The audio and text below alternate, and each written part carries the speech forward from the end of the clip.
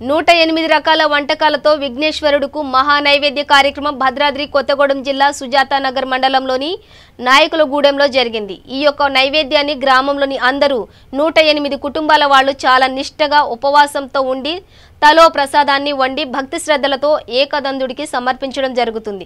ఈ యొక్క మహా నైవేద్య కార్యక్రమం చూడడానికి పక్క గ్రామాల్లోని ప్రజలు కూడా రావడం విశేషం। ఈ యొక్క 111 వంటకాలు చిట్టీలు తీసి స్వామివారికి నైవేద్యంగా ఈ రోజు పెట్టడం జరుగుతున్నది। ఇంకా త్వరగా రావాల్సిందిగా కోరుతున్నాము మహిళా భక్త మాచేలు ఎవరైతే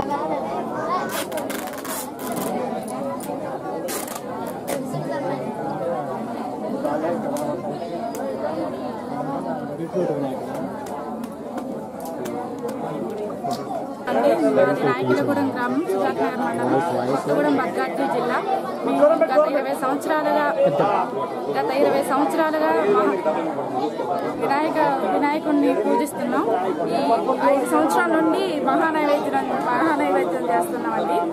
అందులో అన్ని రకాలు మేము చీటీలేసి ఎవరికి వచ్చిన వంట వాళ్ళ తీసుకొని వస్తాం।